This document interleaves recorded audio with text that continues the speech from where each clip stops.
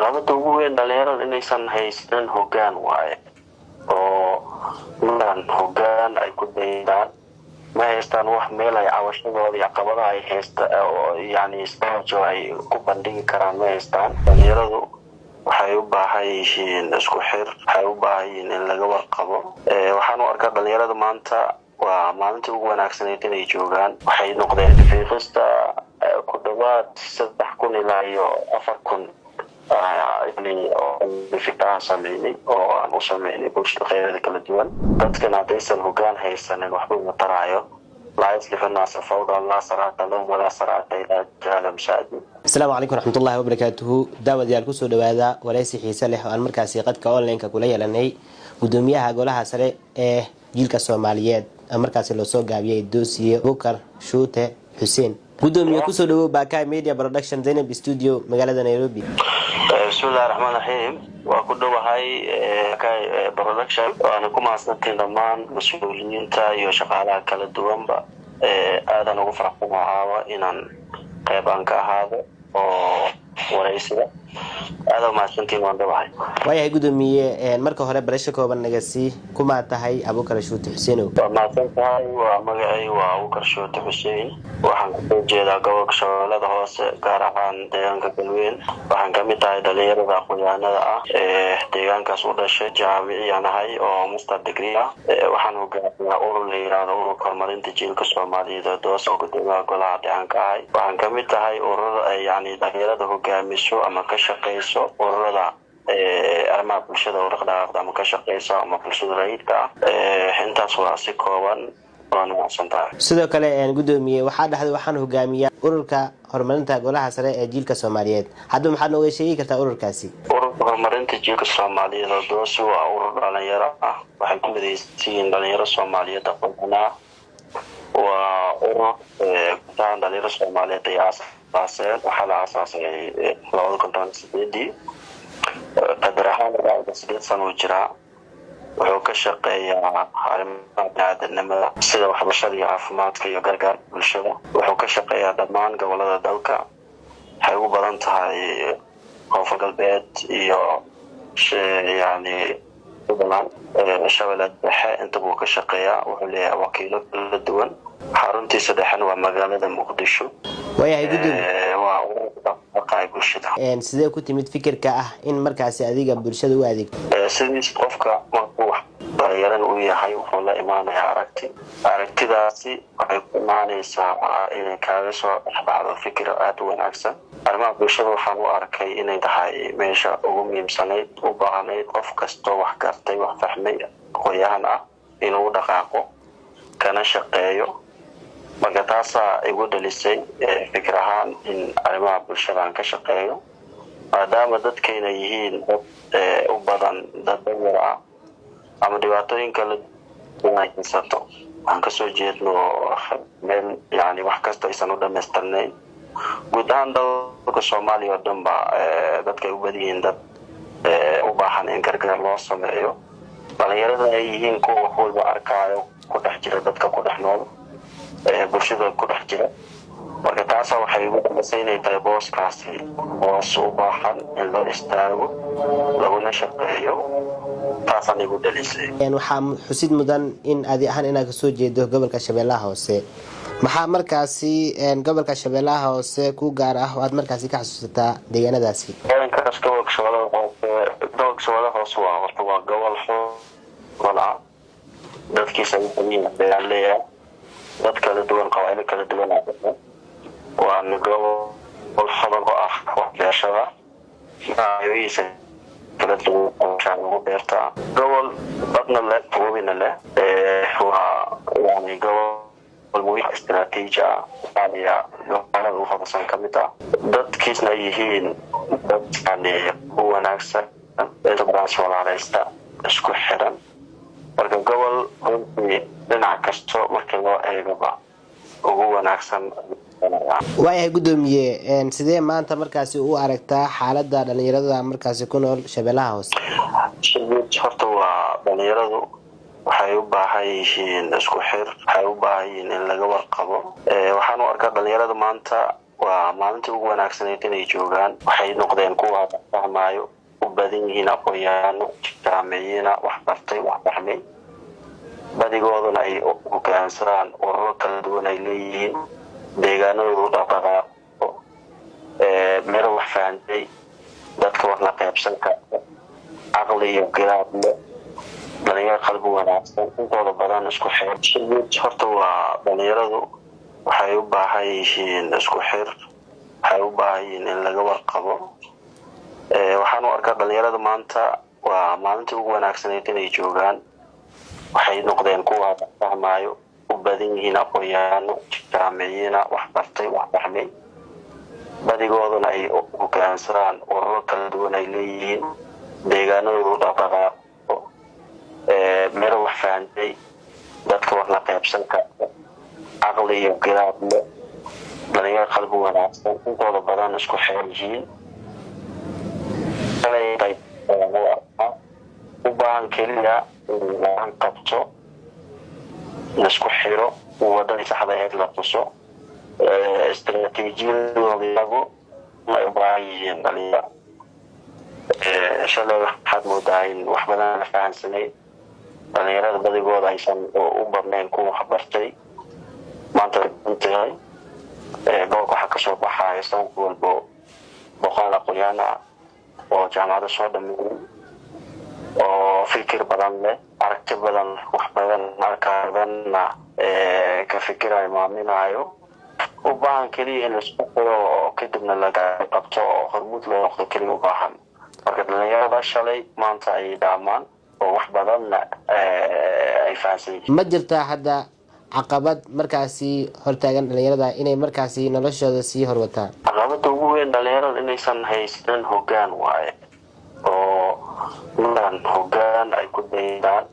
ma haystaan wax meel ay cawashadooda iyo caqabadaha ay haystaan oo yani isbaajo ay ku bandhigi karaan ma haystaan. daryeel ama mid dowladeed ama mid yani qof mas-uul ah oo iyaga aqoon-yahanadooda ka mid ah hormuud ma haystaan. caqabada ugu weyn intaasay noqonaysaa qofka aqoon-yahanka ah wax soo bartay khibrad leh aragti leh fikir leh u baahan yahay inuu helo in la gacan qabto in hormuud loo noqdo in aragtida meel uu kusoo bandhigto uu helo. Marka wax kasta dhalinyarkan ay heli karaan ay samayn karaan waxaa ka hortaagan inaysan haysanin wax hormuud u noqda gacan qabta aragtidoodii ku falceli oo waa socon kartiin baxa intaas unbay weysan yihiin. caqabad ugu weyn intaasay noqonaysaa shaqla-aanta iyo wixii lamidka waa wax dalkoo dhan ay isla qaban wayaan. taasi waa gaar iyada waa caqabaday leedahay dalkoo dhan aana ka jirto waxaa sababay iyo waxaas waa mawduuc gaar ah wayaan. laakiin markaan si gaar ah aan u eego dhalinyarada gobolka shabeellada hoose ma haystaan hormuud ma haystaan oo meel ay u awoodaan iyo meel ay caqabadoodii ay geystaan iyo waxa ay yani iyaga ka gooxayo fikirkooda iyo aragtidooda meel ay ku bandhigtaan ma haystaan. marka taasaa ugu weynaa caqabada dhalinyarada gobolka shabeellada hoose ay haysato. gudoomiye sidee markaasi dhalinyaradu loogu abuuri karaa mustaqbal iyo markaasi iyo rajo? mustaqbal iyo rajo in la abuuro waxa ka horeysa in la helo hoggaan iyaga u muuqanayo hormuud u noqonayo oo ay hoostagi karaan in la helo. dadkan haddaysan hoggaan haysanin waxba ma taraayo. laa yuslihu nnaasa fawda laa saraata lahum walaa saraata ilaa jahla mashaadi. dadka haddaysan hoggaan lahayn wax walbo waxay noqonaysaa wax kama jiraan.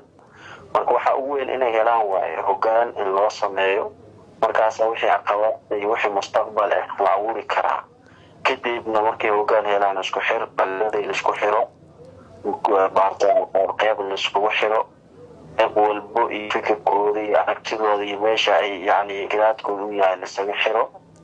kadibna aragtidooda la dhageysto ay helaan cid abagelis aragtidooda fikirkooda hore u qaadi karto oo hormuud noqon karto. marka caqabadaas oo la xalinin lagama hadli karo horumarkooda iyo sida looga abuuri lahaa mustaqbal wanaagsan mustaqbalkaasa ku horeyso marka ugu horeyso gudoomiye sida loo aqoontii way haystaan fikirkii way haystaan waa dad geeraad dad caqli badan dad oo yani dhinac kale ka dhisan yihiin weyaan laakiin intuba waxaa loo laayahay qof guud u noqdo ama hoggaan in loo helo dabcan gobolka shabeellaha hoose waa gobol weyn hadda maxaa markaasi u yeelan weyday hoggaan dhalinyarada hadda sidee markaasi hoggaan loogu sameyn karaa hoggaan la-aan in waxaa dhici karto in mas-uuliyiintii ayaa dhanka horeysay ama odayaa in yani ay gabeen yani mas-uuliyadda ay lahaayeen dowladaha ama tii koonfur galbeed ha noqoto ama tii federaalka ha noqoto mas-uuliyiin kasoo jeeday halkaasi inay mas-uuliyadooda ay gabeen oo aysan dhalinyartii u abuurin mustaqbal iyo horumar ama hataa dhalinyar inay ka dambaysa aysan dareemin marka sabab u noqon karto yani loo abuurgaana waxaa ka horeyso in la helo matalaad dhab ah oo ayadii ama koonfur galbeed ay ka helaan matalaad dhab ah oo dhalinyartaas matalayso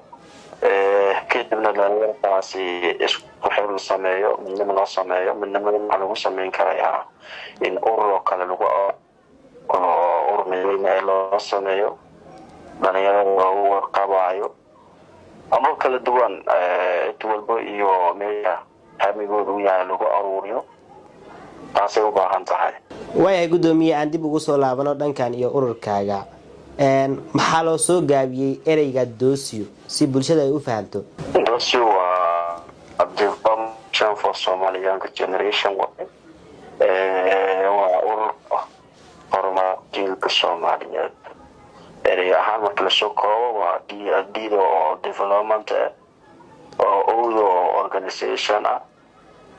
for Somali Young Generation marka waa ururka horumarinta jiilka Soomaaliyeed waa maxay himilada ugu weyn ee markaasi ururkeenu leeyahay himilada ugu weyn ururkeenu ka shaqeynayo horta waa bulshada Soomaaliyeed guud ahaan meel kasta ay joogto inay noqdaan kuwa midaysan una midaysan dantooda dalkooda iyo dowladooda ururka waa himiladiisu haweeney inuu arko Soomaaliya hal ah hal ujeedo leh hal aragti leh hal fikir leh hal meel wada jeedaan weyaan waayahay inta saaraya in la horumariyo dhalinyarada meel kasta ay joogaan in loo gargaaro dadka tabaaleysan ama danyarta meel kasta ay joogaan ha ugu badnaadaan dadka barkacayaasha ah arrimahaasna wuu ka shaqeeyaa marka waa hadafkiisa waa intaa waayahay gudoomiye dhalinyaro iyo bulsho intee la-eg ayuu markaas u saameeyaa ururkiini tir ahaan ma la soo koobi karo ileen dalkoo dhan ka shaqeynaa deegaano kala duwan iyo maamulo kala duwan waxaan ku leenahay wakiilo ilaa dalka dibadiisaan ka tirsannahay ururka doosiyo deegaanada ama sida koonfur galbeed oo kale degmo waxaan ku leenahay wakiilo inoo joogaan dhalinyaro dhisan oo markaas shaqadii loo baahdo ururka baahdo ay qabtaan astaantii ururka ay xirtaan meel kasto yani kamta qayb bay ka leeyihiin marka saameynta dhalinyarada tir ahaan wax la soo koobi karo ma waxanba saa ku sheegayna waa sano urur shaqeynayo oo si joogta shaqeynayaan oo aanan ahayn mid marna soo ifbaxayo marna qoys kale ayuusan ahayn marka saameynta waa taasi waa tir ahaan hadda mid lagu soo koobi kara maaha waayahay gudoomiye ma jiraan mashaariic ama barnaamijyo si gaar ah oo aad markaasi ugu fahantaan si fiican aad iyo aad mashaariicda ku fahanayna aan fulinay waxaa kamid ah tusaale afurid oo kale ramadaanka sanadkii toddobaad ramadaankan daraad ahaa waana fulinay oo inta badan magaalada muqdisho waan ku qabanaa ramadaanada qaarna waxa weeyaan gobolkoo dhan aan ku qabanaa sida dhanguud kale aan ku qabanay markoo kale aan ku qabanay waxaan ku qabanay walaweyn oo kale aan ku qabanay waxaan ku qabanay Jubbaland oo kale aan ku qabanay oo afurinta yani 30 maalmood qabanaa marka waa 7 sano oo xiriir ah oo joogto ah waxaan sameynaa afurin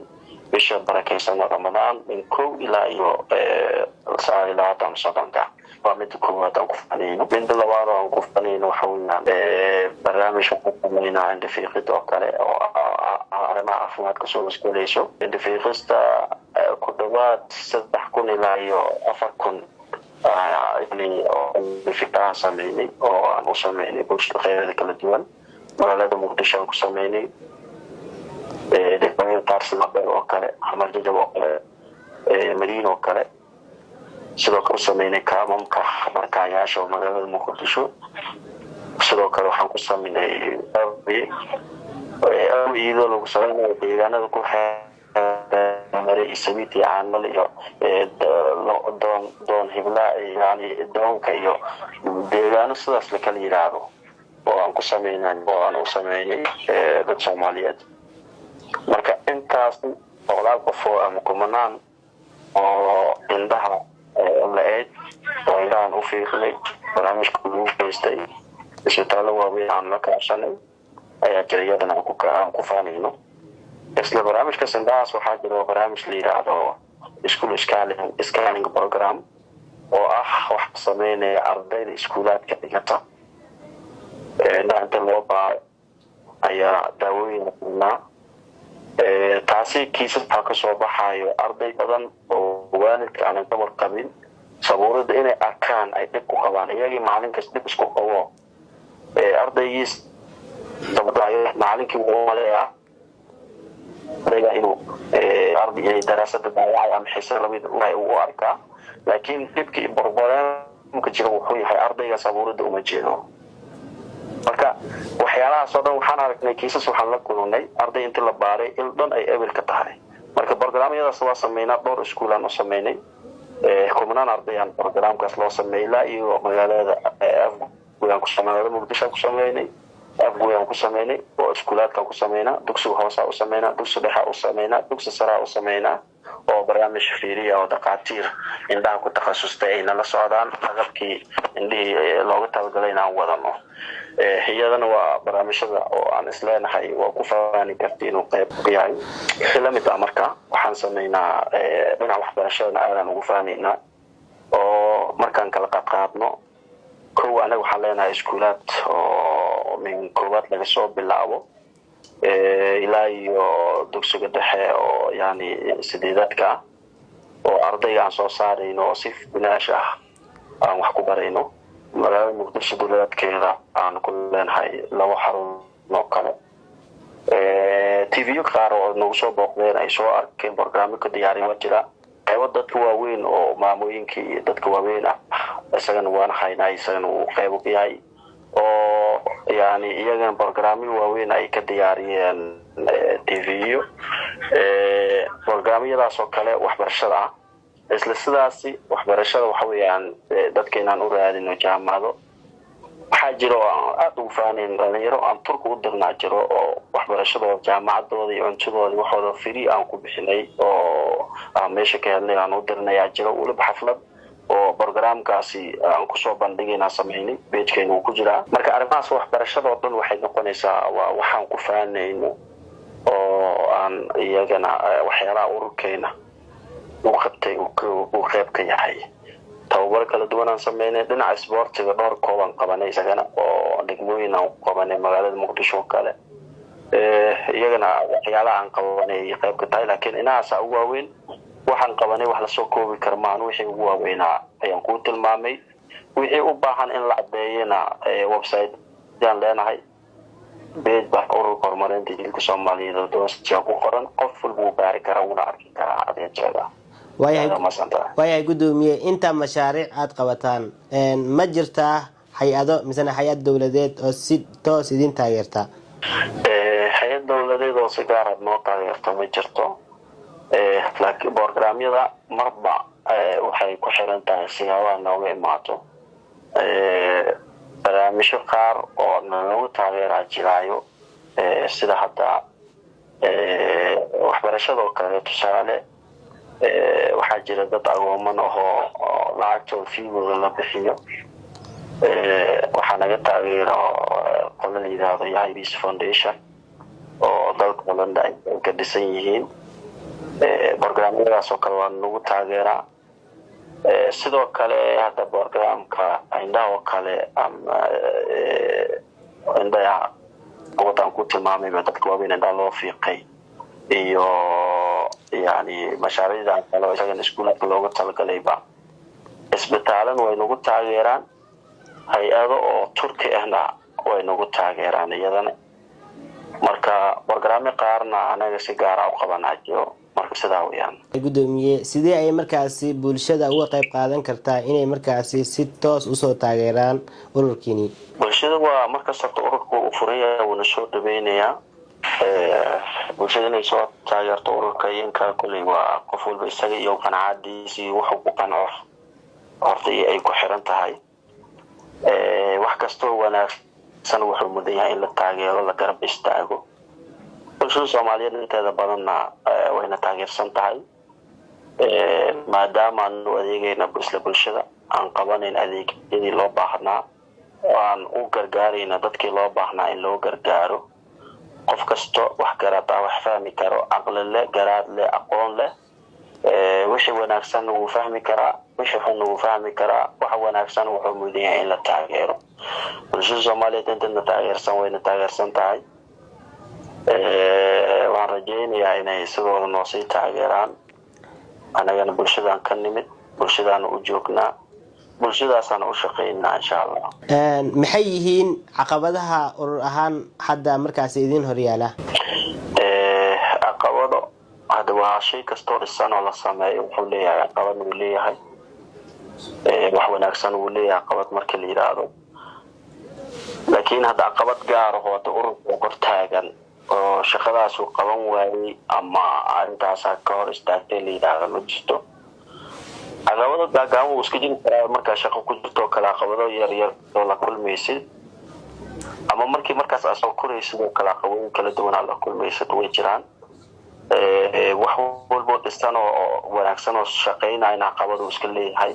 laakiin caqabadaha bulshada soo bandhigka ururkeena caqabadaas ay haysataan daayo oo waaweyn ma jiraan caqabadana aan ku filanahay weeyaan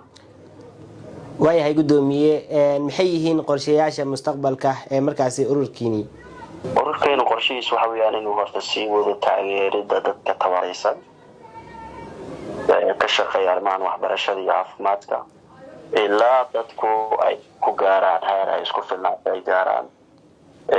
ilaa ummadda Soomaaliyeed ay noqdaan kuwa isku filan isku tiirsan hal fikrad leh hal ujeedo leh hal meel ka soo jeeda laga helo qorsheena waxa uu ku soconayaa mar walba waxaan kobcinaynaa garaadka dhalinyarada Soomaaliyeed waxaan qabanaynaa seminaariyo tababaro kala duwan waxaan taageeraynaa carruurta soo dhalanayso ama carruurta hadda jirto u baahan in laga taageero dhinaca waxbarashada dadka danyarta u baahan in laga taageero nolosha iyo caafimaadka marka qorsheenu weeyaan uu socdaa shalay markaan aasaasayna qorshahan waa aasaasnay qayb ka ah qorshahaasana insha Allah sidee markaasi loo mideyn karaa dhalinyarada Soomaaliyeed si ay markaasi wax ugu qabtaan dalkooda dhalinyarada Soomaaliyeed waxa lagu mideyn karaa horta dadka bini'aadamku aha sidiisa waa dadka markay leeyihiin shay oo mideynayo ay wada leeyihiin ayaa isku mid karta midoobayso marka dhalinyarada waxa lagu mideyn karaa in loo sameeyo urur guud ahaan iyaga mideynayo waxay u baahan tahay hol dheer waxay u baahan tahay dhaqaalo waxay u baahan tahay awood aad u sareyso ilaa dhalinyarada Soomaaliyeed oo dhan hal meel isugu keeno waa hol adag hol weyn hol u baahan inay qabato dowladda inay qabtaan u baahan weeyaan laakiin si gaar ah markaan u hadlo waxa weeyaan oo dhalinyaradu hal maano oo dhalinyarada Soomaaliyeed min bilow ilaa iyo dhammaad ba inay hal meel ay ku midoobaan muhiim ah waxaa muhiim ah tiri kasto ama qolo kasto isfahmi karto inay shay ay ku midoobaan tusaale urur ay sameeyaan ama meel ku midoobaan wanaagsan sidoo ay u qabtaan oo wax wanaagsan iyo aragtiyooyin wanaagsan يعني qoladan haday meel ku midooban qoladan meel ku midooban intaasi dantooda ujeedadooduna ay tahay bulshadan in loo ujeedadu waa mid markaasida aan lagu midaysan yahay. waayahay gudoomiye waa maxay fariinta iyo markaasi dardaaranka u dirayso guud ahaan dhalinyarada Soomaaliyeed gaar ahaan dhalinyarada ku nool gobolka Shabeellaha Hoose? guud ahaan dhalinyarada Soomaaliyeed waxaan leenahay dalku boqolkii 75 waa dhalinyarada inay muuqato la doonayaa kartidooda iyo awoodooda kalimaana tayahan inay u jirto si tayahan u jirto waa in dhalinyaradu ku horta kobciyaan aqoontooda iyo garaadkooda fikirkooda inuu noqdo fikir aad u sareeyo hamigooda qaybtii aan la imaadaan kadib ay ku midoobaan shay ay wada leeyihiin kana shaqeeyaan arrimaha dantooda oo dalkooda dan waa oo dadkooda dan waa oo deegaanadooda dan waa si guud gaar ah dhalinyarada gobolka Shabeellaha Hoose ku dhisan ama ay joogaan dhalinyarada gobolka Shabeellaha Hoose waa dad qalbi wanaagsan waxay leedahay gobolka Shabeellaha Hoose aragti fiican leh fikir fiican leh qof walba dadaalka uu wado meeshiisa ku sii xoojiyo dhalinyarada isku dayaan oo gobolka Shabeellaha Hoose inay sameystaan ururo midaynayo dadka markay leeyihiin shay ay ku midaysan yihiin hadhow markii la qaybsanayo dadka waxba la qaybsan kartaa oo dad midaysan baa wax la qaybsan karaa laakiin shakhsi kaligiisa taagan inta wax la qaybsanayso mid jiritaankiisa ku malahan marka jiritaankaas loo ogaado dhalinyaro kasto meel ku wada nool isfahmi karto inay sameystaan urur iyaga midaynayo ujeedada iyo hadaf ay leeyihiin ay sameystaan kana shaqeeyaan bari si dadka ay wax la qaybsadaan aqoontooda iyo garaadkooda inay aad u sareeyaan oo waxbarashadiina aad loogu dadaalo ilaa faaqid shay la yodee qof uusan waxaysan wax dad ma siin karo aqoontu waa shay ugu muhiimsan qofka bini'aadamka dhisi karto hadhowna horumarka u sababi karto marka aqoontiina kor loo qaado dadaalka maanta la hayo laga caajiyaan la niyad dhigin yaan leesdhihi gobolkan cidna uma maqna cid uma maqnaarin ku ka tahay isbedel la keeni karo markastana dhalinyaro ayaa isbedel keenaysa dalka sidaas uu ahaa adduunka markii loo fiiriyay ba isbedelada dhacayaan dhalinyaro keento marka gobolka Shabeellaha Hoose yaan dhalinyarada aysan caajisin ay isdhihiin yani dad matala ama mas'uuliyiin ama siyaasiyiin malahan dalku ama deegaanada dad ugu maqnaa qof walba dadkiisa xaqaliyana la dhigay cid u maqnaanin ku ka tahay عاجزين قف أخويانا طال قف دنيرة طال فرعون بدنا كوجو جرتو أكتر بدنا كوجو جرتو إزبدل بدنا سمين كتا فكر كصوب بندقو إسكو داي في عن سمين وأنا أقول إيش أنا وحنا نعتبر لهين من جرتو قول كست عقوينا كهوريسو وأدري مكنا عقوين فربنا جرتو أدنى يانا لو أبيرنو عقوين كاسهلا جيرو وهلا سيسو إسكو حر بدنا على السمين barnaamij kasta oo wanaagsan oo gobolkaasi ka dhashana xalad taageer ala soo dhaweey wixii wanaagsan intaas mudadaarma aad ma san waxaan soo gaarnay gunaanadka barnaamijkeena adi ahaan caawa maxay kaaga dhigan tahay ina markaasi aad ka soo muuqato Bakai Media Production horta aad ugu faraxsanahay baan soo dhaweynayaa caawa ku faraxsanahay inaan aan waraysi siiyo وأنا شرف إيتاهاي وأنا كلا دوانا ويسسي وإنجلي سامي بدني هاي تيفيانتا صوتو تخاي ويعني ميلان كاسون هاي وميلان ترنسنا إن قول كنا شوالا هوس ودخداق ودني سكشقة وأنا كفرنا وأنا شو دوينينا مركزتنا جروانا ونعنا waana ku faraxsanahay inaan waraysigan bixiyo maasanid gudoomiye kaasi wuxuu ahaa gudoomiyaha ururka horumarinta jiilka Soomaaliyeed ee markaasi loo soo gaabiyay doosiyo mudane samafale Abuukar Shuut Xuseen waxaad markaasi naga daawanayseen Bakai Media Production Zainab Studio magaalada Nairobi aniguna waxaan ahay Yuusuf Aadan intaan kulmayno barnaamijkan mid lamid ah fi amaanillah